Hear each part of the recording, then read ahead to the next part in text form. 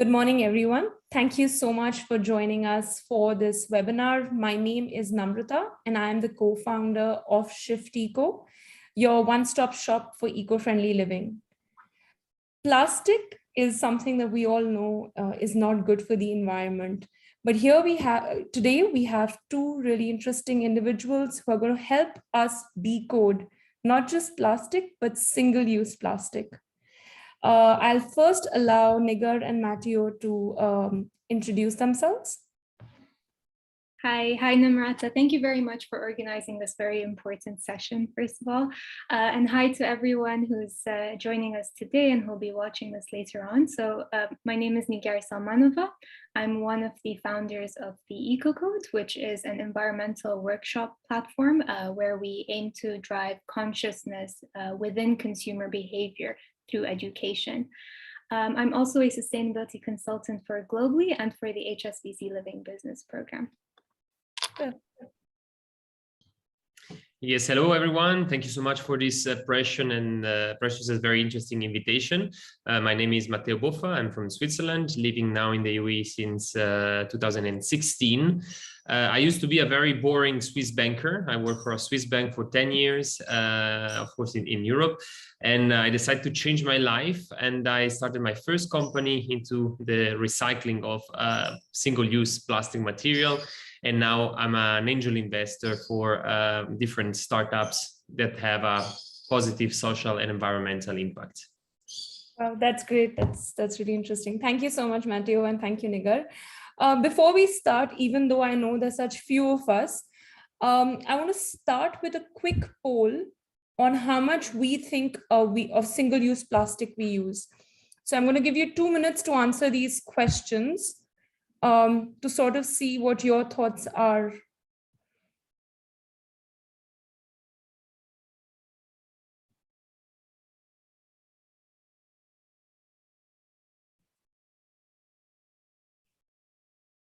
Nigar and Matteo, you all can also participate. I'm sure you all know the right answers, but nonetheless, you all can participate.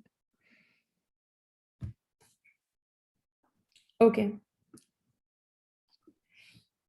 So I think the first question is about how many plastic bottles are consumed worldwide every minute. 75% of us said 1 million bottles, and that's absolutely correct. And the number is quite shocking, right? We all know how bad plastic is for the environment, but also for us, the microplastics in plastic bottles is something that a lot of people don't think about. And then to see how much of this plastic enters the ocean, 10% of this plastic that we consume enters the ocean. And the numbers are pretty crazy. Can you imagine if you're consuming 1 million bottles a minute? Just do the math. I think the number is just really, really shocking. So that starts me off with the first part of our conversation for both our speakers. Plastic is labeled the enemy. We all know plastic is bad. But what is the difference between plastic and single-use plastic? If I can start off, so I don't think labeling plastic as the enemy completely is correct. Plastic is actually such a wonderful material. It's cheap, it's easy to manufacture. You can mold it and shape it into anything for any industry, really. And it has a lot of beneficial qualities as well. But our relationship with how we use and discard plastic, that's what we should label as the enemy. And that's where single-use plastic comes in. There are so many single-use plastics that are completely unnecessary and avoidable, like buying plastic water bottles. You'll drink the liquid in minutes, but the lifetime of the product that you're left with is about 400 years. So that's where the real issue comes in. We, as consumers, rarely consider the life cycle of the products that we buy and the various impacts that it's going to have on the planet. And this is where we need to change. And that's where, where the real enemy is, I would say.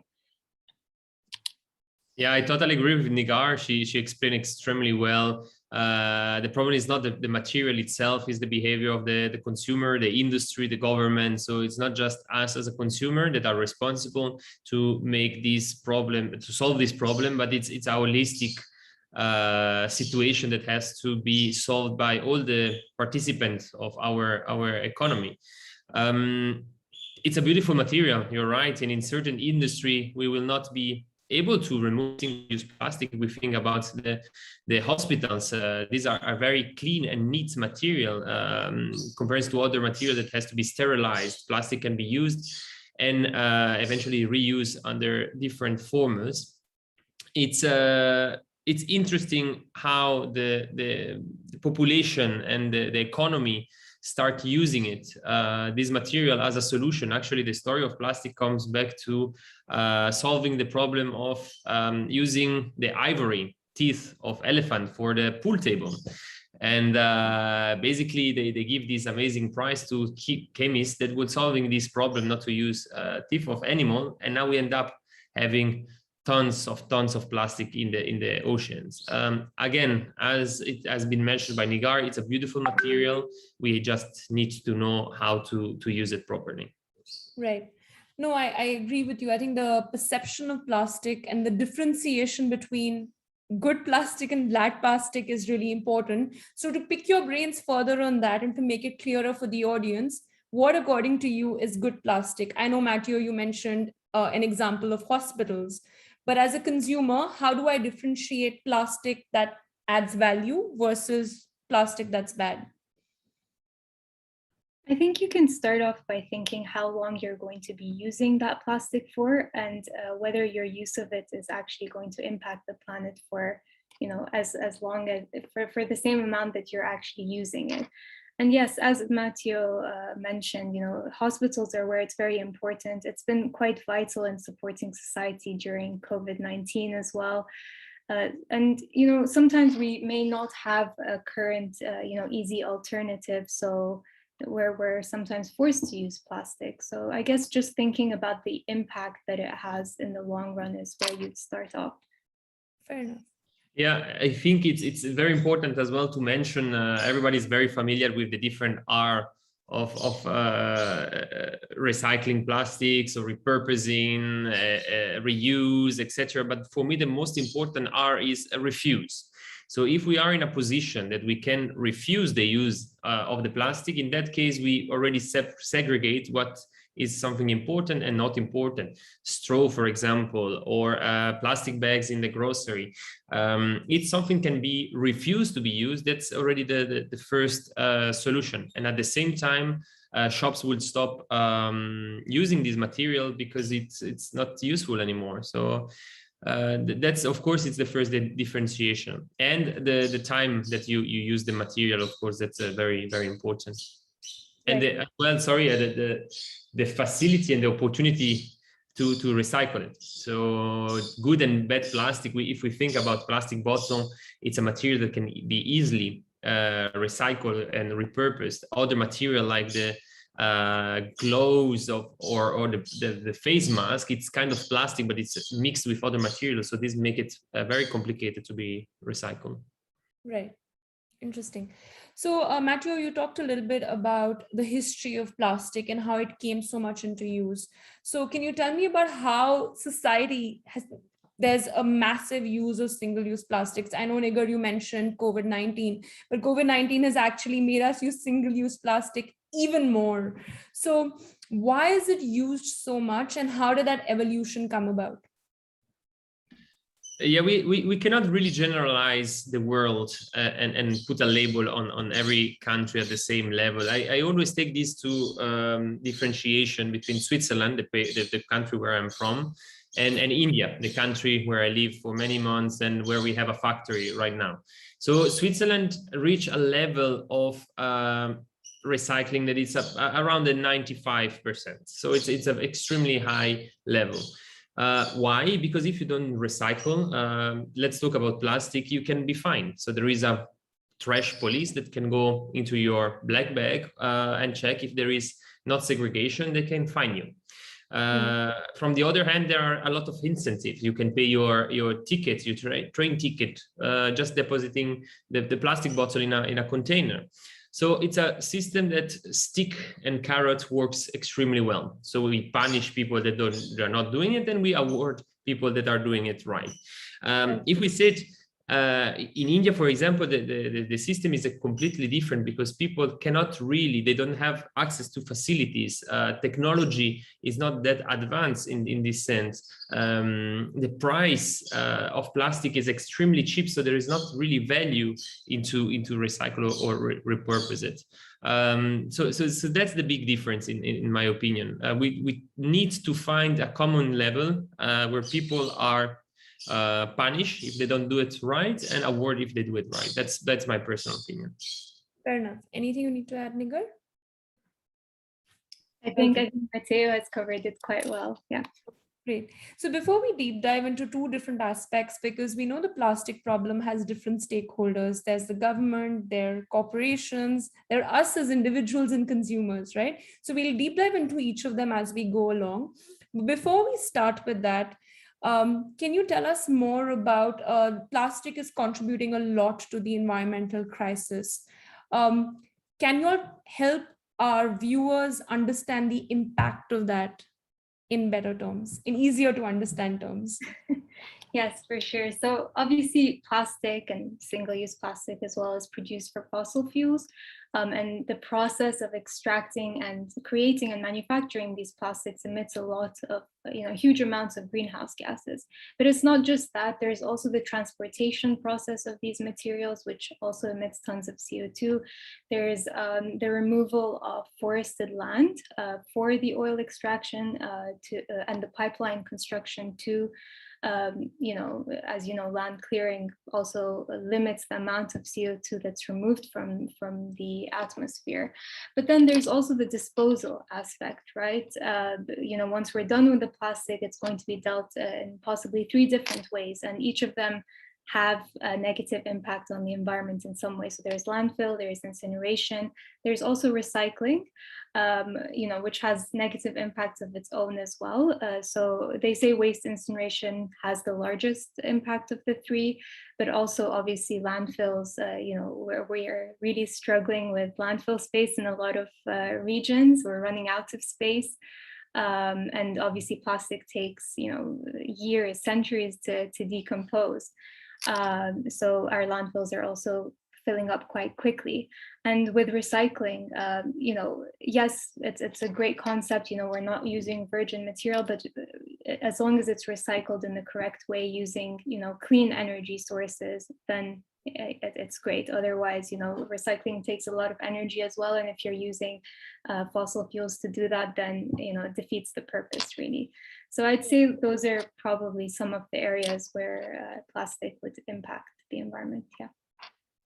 Okay. Yeah, I think you mentioned everything in the perfect way. I'm not that scientific, so I'm not the person who is looking into the number itself, but it's huge. The amount of consumption of electricity, of water that is involved into the full cycle. So production, transportation, and recycling, it's massive. And we have to think about as well the social aspect. Something that very interesting me is recycling can be done truly with reusable energy sources, but if it's made by underpaid people or kids, you miss the purpose as well. So we have to see everything more into a global problem that has to be tackled not only from the environmental point of view, but as well from the social point of view.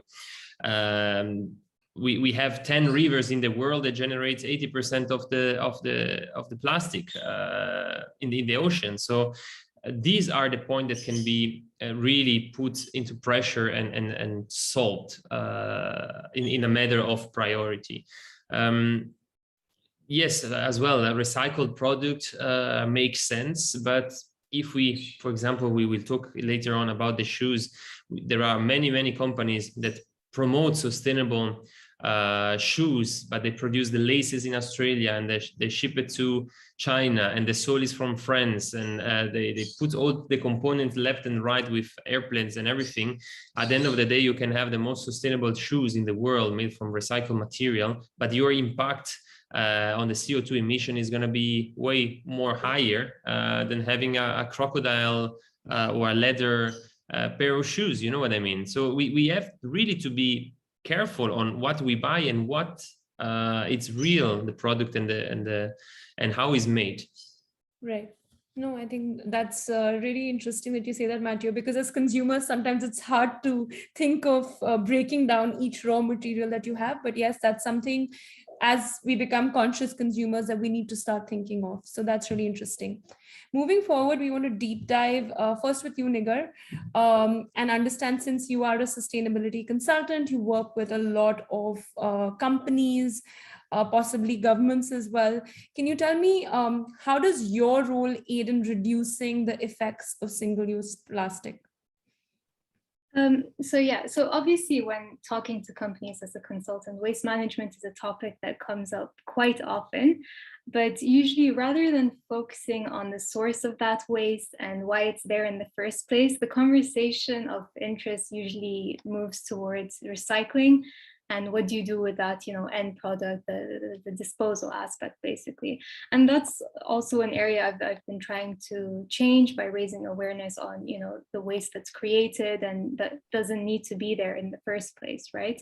So for example, for office-based companies, just installing water filters, coffee machines in their offices, these are very simple things that they can do, and it will reduce their plastic bottles, the plastic cup waste from the coffee machine, from coffee as well. So they can provide their employees with reusable bottles, reusable mugs with their brand imprinted on it. So that will also help them promote their brand outside of the office, as well as protect the environment.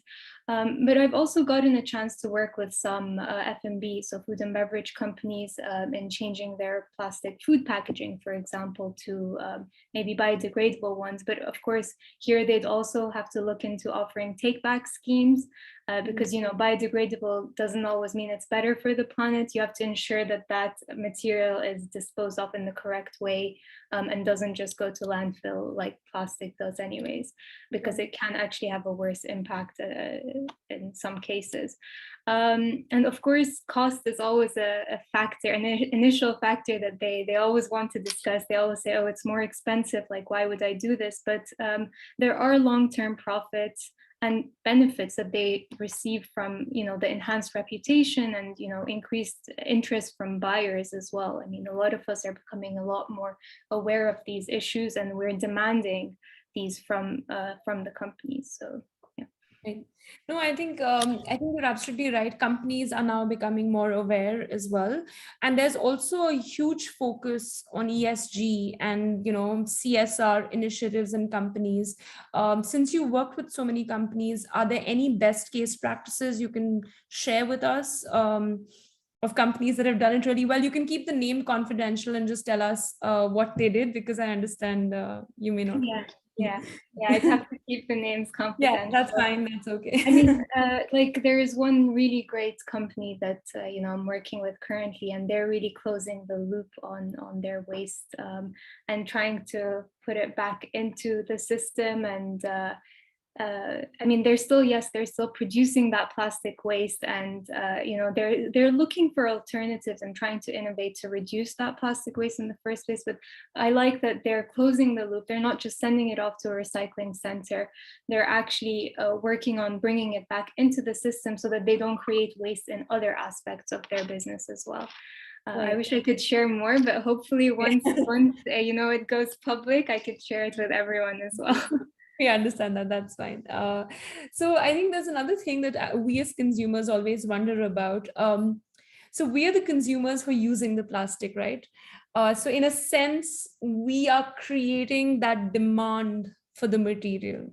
So there's always this debate about, are policies more important, government mandated policies, or is a consumer behavior, conscious consumerism, the way forward to solve the issue? What is your take on that? I think we need both policies and individual action to cut single-use plastic pollution specifically, or just other environmental issues as well. This applies for. So like the policies that ban single-use bags, for example, they're particularly important because we have readily available cheap alternatives for them, and because it's also one of the most commonly used items and could really cut pollution significantly, right? But also, in addition to such policies that put the ban on the consumer side, it's also important to establish producer responsibility schemes. So you would hold the plastic manufacturers responsible for the waste that they create, because for them, really, this waste that we end up dealing with, it equals to profit for them, because they're avoiding these costs, because there aren't the policies that make them face these costs, right? And really, policies are behind innovation in a lot of senses, because when you're forced to do something a different way, you're forced to put in, the investment to R&D, and you're forced to innovate and find different ways of doing this. But again, that's not to say that we as consumers also don't have a role to play. We have purchasing power. We can influence what these different companies put out into the market. So definitely, I think both of them are important. And just to give you an example, as you know, the UK had the tax on plastic bags, and they actually managed to reduce so much single-use plastic bags because of it. But also, and that's the result of the policy, but also in restaurants, for example, because a lot more people who go to restaurants are asking restaurants not to bring them straws or not to bring them the single-use cutlery. They've actually changed their ways. So there have been so many restaurants that I go to that they offer me a macaroni straw, the pasta straw basically, or they just don't offer you a straw. And that's the result of the consumer side. It's us playing a role in the market as well. Right. No, that you're absolutely right. It has to be a balanced approach. But focusing a little bit more on the policy side, I know you mentioned about the British government, but worldwide, are there any governments that come to mind that have done really well in banning single-use plastic? Yeah. And how has that impacted industries? Because the reason why single-use plastic has become so mainstream is the cost element, right? So which makes your products, it could make your products less competitive from a pricing standpoint. So how has it been rolled out? Anything that you can share on that regard? Yeah, definitely. So I mentioned the UK. So they introduced a tax on plastic bags in 2015. But actually recently in May this year, they increased that charge for single-use carrier bags. So it was 5p, now it's 10p, and they're really seeing an impact through that as well. And this has been extended to all retailers too. There's also Kenya, which I think was one of the harshest bans initially. In 2017, they banned the usage, the manufacturing, and also the importation of plastic bags, which was huge. And before that, I think Kenya was quite. There were highways lined with waste and plastic bags, and because of this policy, Kenya is a lot cleaner now as well. So there's another plus to it. You don't see the waste on the streets. I know there was Zimbabwe, which introduced a ban on polystyrene food containers in 2017. I think there are a bunch of other governments who are working on it right now and setting policies for later years too. And as for your second question, how it's impacted industry. So obviously, the plastic manufacturing industries will be impacted negatively. 300 million tons of plastic are produced every year. So you can imagine, how bad of an impact it would have over that industry initially. And also not to mention the employment that these industries, provide to, over 4 million people really. But also the FMCG industry, so the fast moving consumer goods industry, they will suffer initially because a huge percentage of single-use plastic is because of the packaging that goes into the goods that we buy in stores. So, and the FMCG sector is really dependent on it right now. These kinds of policies will result in increased costs for them, as you mentioned, and they may pass these on to the consumer, which would then reduce demand as well slightly. Even if you think of it in a more, micro way, the jumbo packs or bundled packs that we get, so value packs, they're going to take a hit because they're always wrapped in this plastic to keep them together. But you can look at this positively too, because this gives them the opportunity to innovate and look for other potentially cheap alternatives in the future. So Right.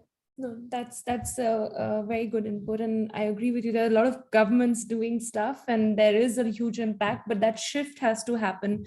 Yeah. And talking about that shift, we were talking to consumers. So Shift Eco is all about talking to consumers, understanding what are their habits with regards to plastic, with regards to conscious consumerism, and some themes always come out. One is the convenience factor of products, and the second is the cost factor. A lot of people are cost sensitive, so for them a cheaper alternative is all they can afford, and then they label eco-friendly or sustainable living as the problem of the rich. That's another thing that a lot of people say. So as consumers, how can we ease the process of shifting to sustainable products, to cutting plastic?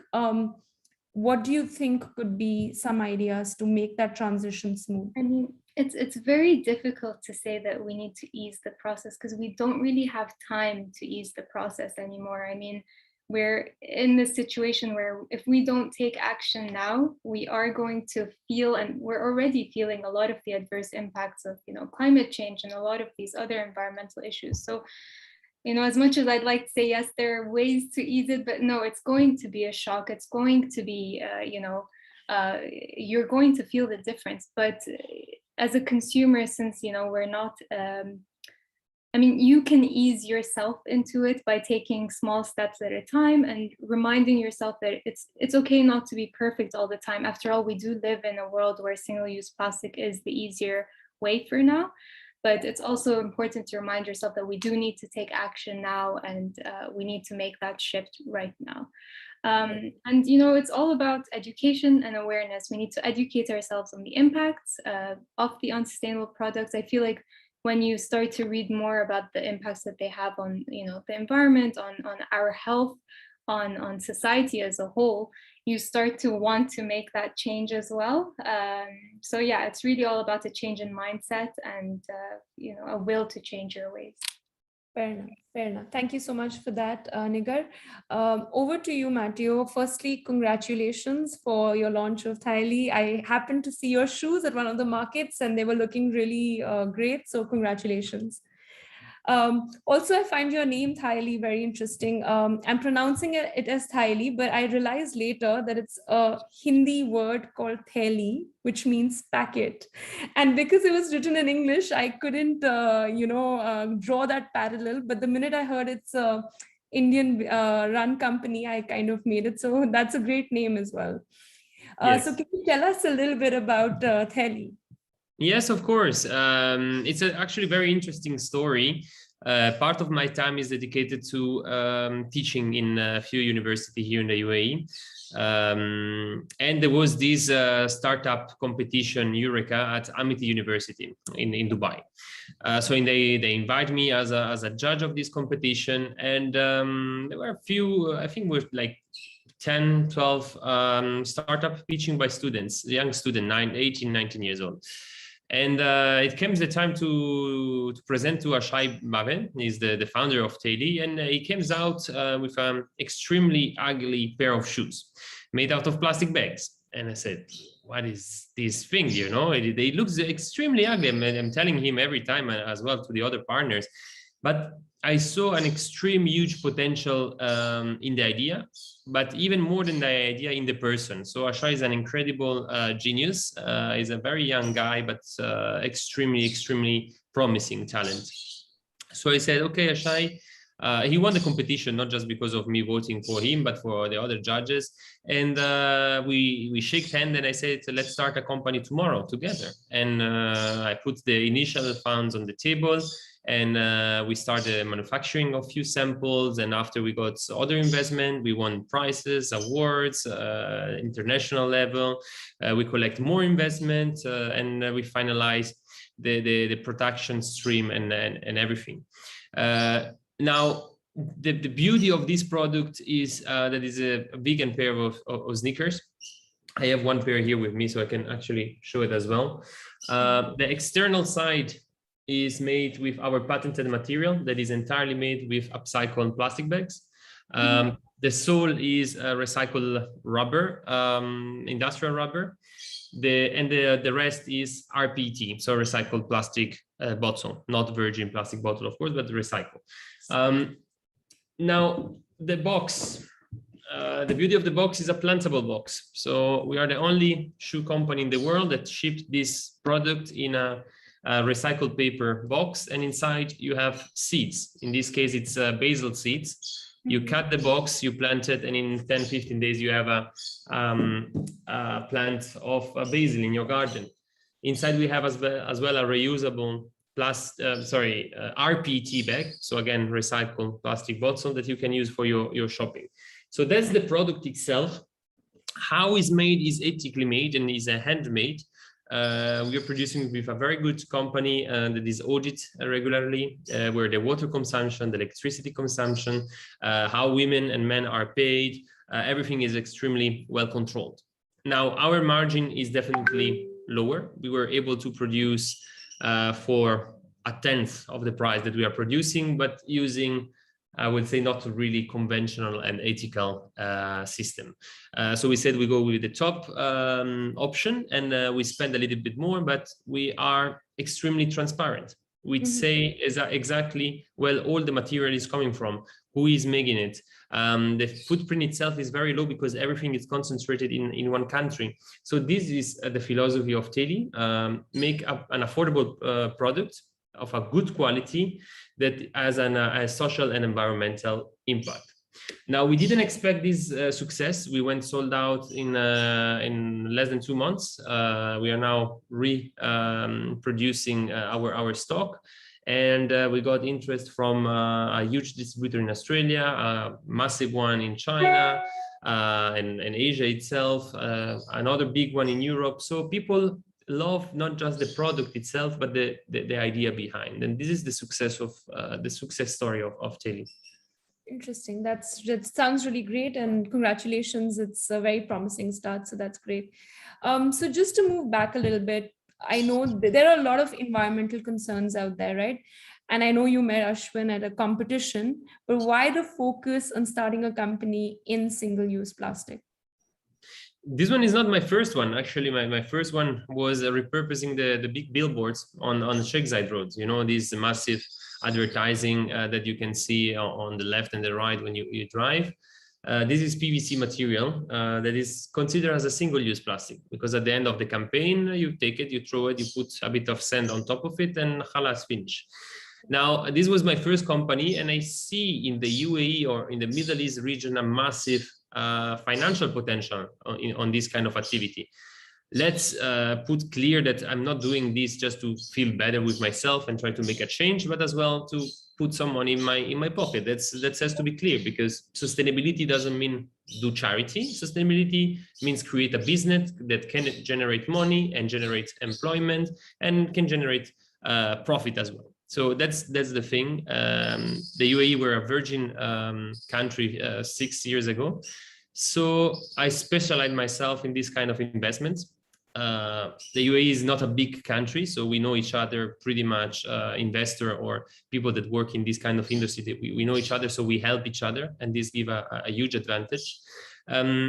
So I said, let's try, and from one company to two. Now I collaborate with Zeloop, that is a mobile application into recycling in Kenya.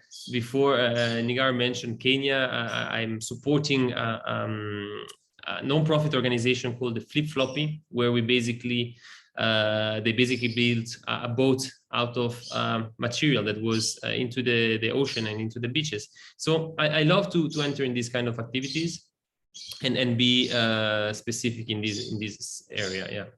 Interesting. That's really great to hear that you're doing so many so much different work in the single-use plastic space. So how do you measure your impact with these companies? Yeah, let's see. With Teli is very easy. We can calculate how many plastic bags and how many plastic bottles we use per pair. We multiply by by the number of pairs that we sell, and it's easy done. You know, so far in a few months we save more than 40,000 plastic bags and plastic bottles from ending up in the landfill. So that's a concrete impact that we have.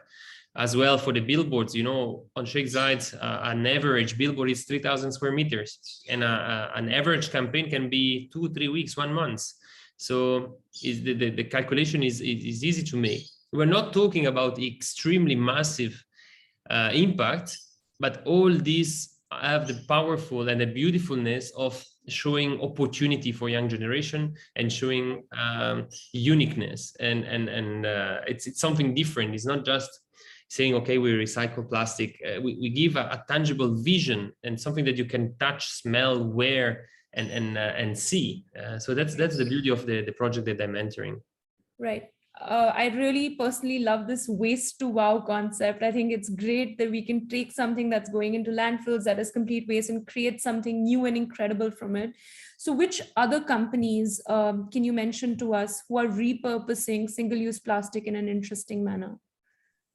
Yes, so to what I explain as well to the young students, we don't have to think recycling plastic just is something physical itself, like a product. It can be a service. So I'm part of a company called The Loop that started here in the UAE, and now it's expanding worldwide, where basically you have a mobile application with a kind of a gamification system of Pokemon Go, if you want to put it as a simplification.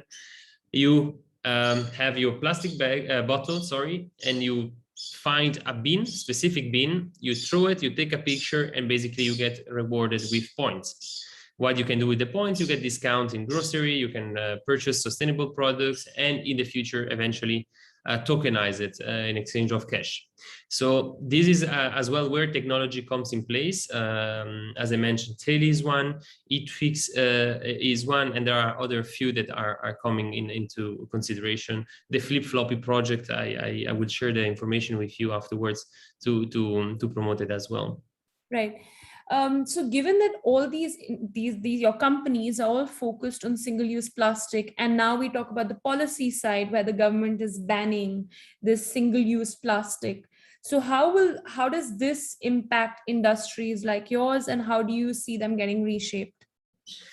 You know, I would be the most happiest person if I will have one day the problem of not be able to produce my shoes because there is no plastic bags. But I think we have enough reserve for the next 100 years. So I would be more than happy to have this problem. Unfortunately, the use of the material of plastic bags in certain industry would not be possible straight away. If we think about the agriculture in India, there are certain material that are similar of plastic bags that has to be used, and it will be used for many years.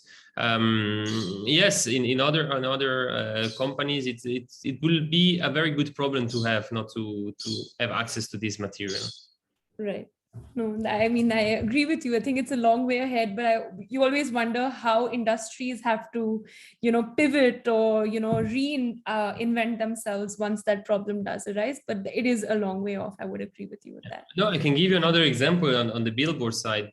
They tried many times to use a LED screen on Sheikh Zayed to avoid using plastic and to be able to promote more company at the same time. Right. It's not doable. Weather conditions, sand. You break few LEDs in a screen of Adidas advertisement or iPhone advertisement, and Apple will not pay you for the whole advertising because you damage their brand. So we have to see how it can be done and if it's possible to be done. Right. No, that's interesting. Great. So now we've talked a little bit from a company perspective, and we've also talked about a policy perspective, right? So now let's come back to the consumer perspective, because that's something actionable that you and I and all the viewers can kind of do. So before we get into that, I want to understand from your perspective, what do both of you do to cut single-use plastic? Yeah, actually, I have a very good example of yesterday. I've been to Carrefour. Yesterday was packed, completely packed. And of course, as a conscious citizen, I always take my reusable bags to my grocery, and was totally packed. And of course, I know in Carrefour there is a specific line where people can go if they have reusable bags. And in the other lines, there were like 10, 12 people. And I go there, and on this specific line, everybody was looking at me like, this guy is cutting or whatever. And I take out my bags, and I've been served. And after 5 minutes, I was out. And everybody was looking at me like, who is this guy? Like what he's doing. But I see the people thinking, oh wow, maybe we can as well save time. That probably for them is more important than save the environment, but at least saving time. So these are the action that can be done. From a consumer perspective, is to be extremely careful and cautious on what we buy in terms of product and services. Not just think, okay, it's a sustainable shoes. I always use the shoes because it's now the industry. But really dig down in how it's made, where it was made. If we think about fake leather products, I have a lot of friends that saying, yeah, but we buy this fake leather because we don't kill animal. And I say to them, listen, statistically, it's better to have a pair of leather shoes that are eventually, the leather is collected from a slaughterhouse that's produced the meat and whatever, because they decompose in the environment after a certain number of years. This fake leather is made with chemicals. It's extremely water consumption, extremely electricity consumption, and you throw it and it will stay there for 500, 600 years.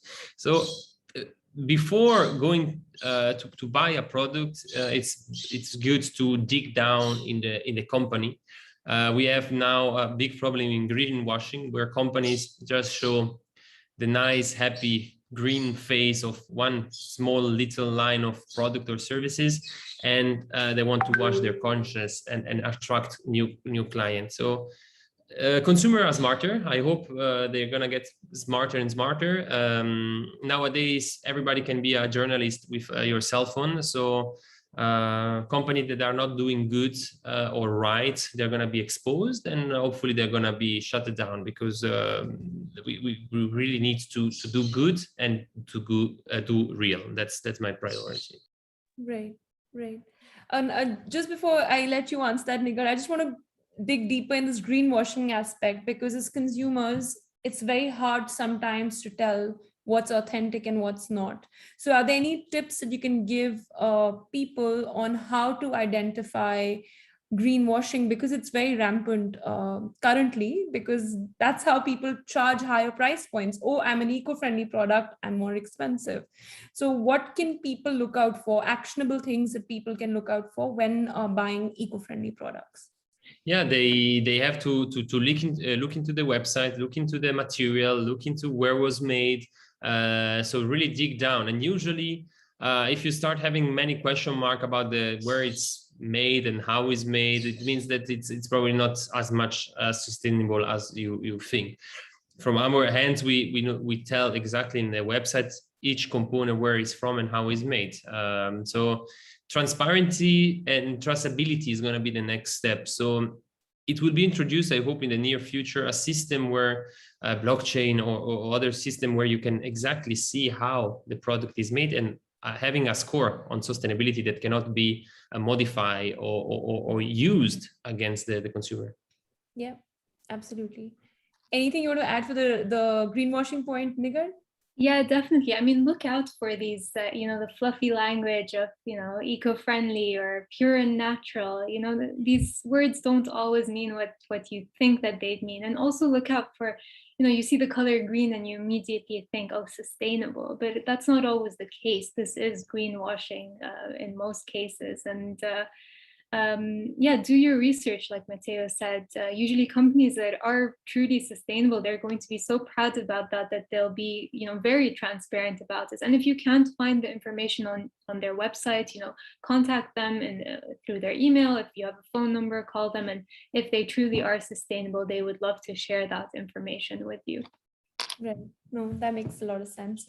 Now back to my original question. Sorry to cut you there, Nigar. What do you personally do to cut single-use plastic? Yeah, so there are obviously so many small things that I do. In a way, it's about changing your daily habits, and you have to research the alternatives before you make these changes. In a way, to me, it's like we're going back to our old ways, doing things the way our grandparents, great-grandparents did. Examples are like in the kitchen. You store. I remember seeing my grandma always store the leftovers in just a bowl and then a plate on top of it, just to keep it fresh. Obviously today we have Tupperware and stuff. You don't need to use single-use plastics for that. that. You can also use, the cotton cloths as well. But obviously the easiest place to start, which I think most people do start at, is reusable bottles and reusable bags, because they're easily available, they're cheap, and you do save money in the long run as well. And water filters are actually available in most places now as well, so there's no real inconvenience to it. Another area you can look into is bulk markets. Where I live in Abu Dhabi, there aren't any that I've found, but there are spice markets. There are markets where you can buy nuts. So even just going to these places to reduce your single-use plastic by just a little bit, it's great. And yeah, you can also, opt out of single-use plastic cutlery when you order your, food deliveries online, which I think a lot of people are doing nowadays. Asking waiters not to bring a straw with, your drink at restaurants. It also initiates this conversation with these restaurants and with these companies to make that change as well. Great. Thanks so much, Nigar. We're almost at the end of the session that we had. Are there any other tips, recommendations that both of you would like to share with the audience before we conclude? Do your research, find the right balance for you. There are a lot of alternatives to a lot of products, but they're not for everyone. It's really an individual journey, and it's important to remember that, we're still in the world where single use is maybe an easier choice in a lot of places. So it's hard to always be perfect, and you shouldn't let this all in, all out mindset absorb you, because you don't have to do everything at once. Take your, do what you can, and hope for the best. Thank you. Thanks, Nigar. Yeah, from my side, two quotes, one more for the government and companies level. So don't spend to destroy, invest to create. This is my personal motto. So don't spend money, time, and energy to destroy something that can be repurposed. So invest to create added value, create a better world, and create products that are more sustainable with a purpose. And the other one is don't just do it right. So we are trying to tackle a bit our competitor. Don't just do things just to do it in the right way, and think and make your research and be sure that what you're buying it's real. Hopefully, and another one will be make example. So I had a great example of my family teaching me from a very early age to separate, segregate, and recycle. So we are not in a doomed world. We can still make a change, but every step is important and has to move in the right direction for the new generation as well. Perfect. So well put. Thank you, Matteo.